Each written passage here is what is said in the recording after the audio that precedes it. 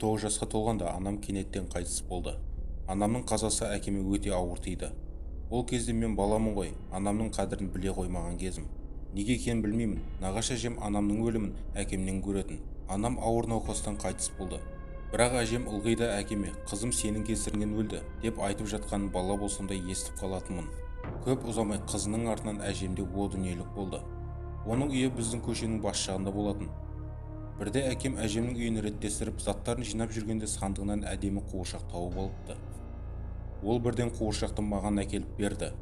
Шашы сап-сары алтындай, көздері көк аспандай әдемі үлкен қуыршақты көргенде қуанып кеттім. Күні бойы қолымнан тастамай ұстап жүрдім. Түнде жатарда қуыршақты төсемнің бас жағына отырғызып қойдым. Түнімен жайсыз түстер көріп, біреу мені тұншықтырып жатқандай қиналып ояндым. Оянсам білегім көгеріп қалыпты.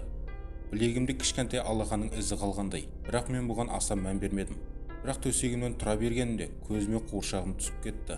Әлгі қуыршақ маған тесіліп қарап отыр. Тіпті мойны маған қарай бұрылып алған. Ертесінде түнгі ұйқыға жатарда қуыршағымды төсектен алысырақ, басқа ойыншықта тұратын бұрышқа тастадым. Тағы да түннің ортасында шошып ояндым. Ала көлеңке бөлмеде қара терге малшынып, төсегім су болып кеткен екен. Қарасам қуыршағым менің қасымда маған тесіліп қарап жатыр. Қуыршақты көре сала шыңғырып жібердім. Менің айқайымды естіп әкем келді. Әкеме қуыршақ туралы айтып бердім. Ол маған қарап жымиды да маңдайымнан сүйіп басымнан сипалап төсегіме жатқызды. Ол өзімен бірге қуыршағымды бөлмемнен алып кетті.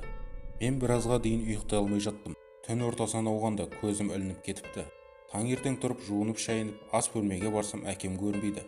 Әшейінде таң атпай тұрып маған ас әзірлеп жүретін әкемді іздедім.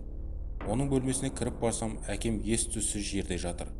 Қатты шошығаным соншалық өне бойым сұп-суық болып кетті. Әкемді құшақтап айғайлап жыладым. Сөйтіп отырғанда көзім тағы да тесіліп қарап отырған қуыршаққа түсті.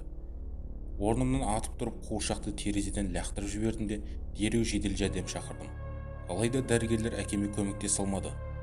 Маған оның жүрек талмасынан қайтыс болғанын айтты.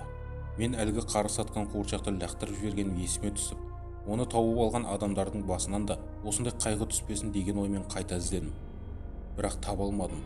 Сол қуыршақ міне қанша жылдан бері менің түсіме әлі де кіреді.